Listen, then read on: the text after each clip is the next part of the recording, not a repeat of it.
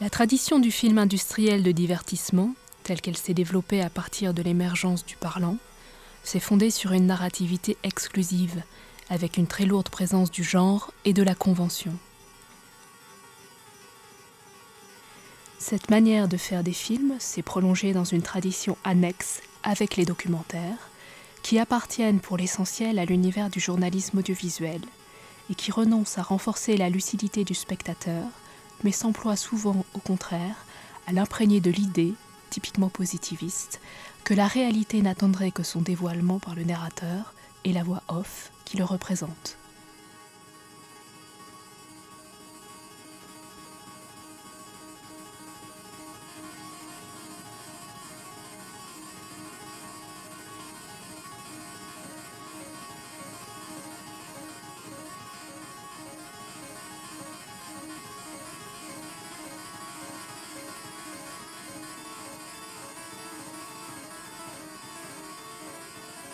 Il existe une autre tradition, celle qu'inaugure avec force Dziga Vertov, dans laquelle les styles et le statut même du film sont beaucoup plus ouverts et où le récit n'est qu'une modalité parmi d'autres pour gérer la séquentialité du langage cinématographique.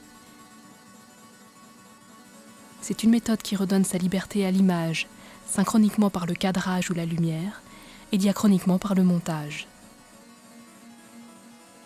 L'activité critique du spectateur se trouve ainsi replacée au cœur de la réception du film. Si l'on suit cette approche, on s'aperçoit que dispositifs esthétiques et démarches argumentatives sont moins éloignés qu'on aurait pu le croire.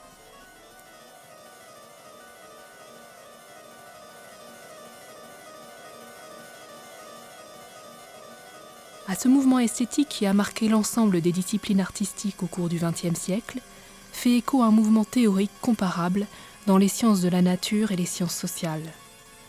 Cette convergence permet d'ouvrir une fenêtre de dialogue entre cinéma d'art et cinéma de science, de la même manière que les publications de recherche et les essais peuvent interagir utilement avec les ouvrages de fiction littéraire.